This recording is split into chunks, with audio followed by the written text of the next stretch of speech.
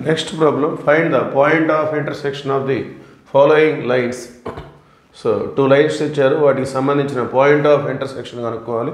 So దీనికి మనం YCXY method లేదంటే క్రాస్ మల్టిప్లికేషన్ రూల్ దాన్ని మనం ఫాలో అవుదాం. సో ముందుగా XY1 ఈ విధంగా YCXY మెథడ్ లేదంటే క్రాస్ మల్టిప్లికేషన్ రూల్లో X Y కాన్స్టాంట్. సో కాన్స్టాంట్కి మనం 1గా రిప్రజెంట్ చేస్తాం మనం. సో ముందుగా Y కోఎఫిషియెంట్స్ రెండు ఈక్వేషన్స్లో ఉన్నటువంటి Y కోఎఫిషియెంట్స్ 8 - 1 ఈ విధంగా రిప్రజెంట్ చేసుకోవాలి. తర్వాత constants -1 1. Next X coefficients 4 2. Again Y coefficients 8 - 1. Okay. So X by first ఈ రెండు మల్టిప్లై చేయాలి. నెక్స్ట్ ఈ రెండు ABCD అనుకుంటే AD - BC. ఫస్ట్ ఈ రెండు 8 × 1 8. నెక్స్ట్ ఫార్ములా మైనస్ మల్టిప్లై చేసిన తర్వాత మైనస్ చేసుకోవాలి. -1 × -1 +1 = Y బై ఫస్ట్ ఈ రెండు -1 × 2 -2 formula minus. Next 4 × 1 4 1 by 4 × -1 -4 formula minus 8 2 16. So X by 7 Y by -6 -2 -4 -6 1 by -20. So ఇవి రెండు తీసుకుంటే X వచ్చేస్తుంది, ఇవి రెండు తీసుకుంటే Y వచ్చేస్తుంది. Therefore X is equal to 7 × 1 cross multiplication 7 1 7. So -7/20.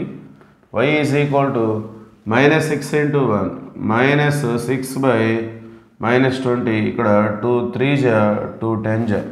Therefore point of intersection P X, Y is equal to -7/20, 3/10. Okay, so that is the first point. Next, second problem. So ఇచ్చినటువంటి straight lines ఈ విధంగా ఉన్నాయి. 7x + y + 3 = 0 and x + y = 0. So ఇక్కడ కూడా x y 1 ఈ విధంగా తీసుకోవాలి. తర్వాత y కోఎఫిషియెంట్స్ రెండు కూడా 1 1.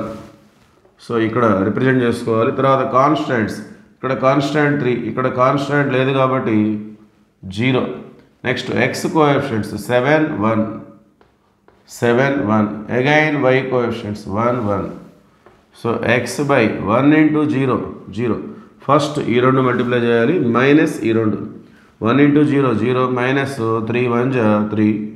That is equal to Y by first ఈ రెండు 3 × 1 3 -7 × 0 0. That is equal to 1 by 7 × 1 7.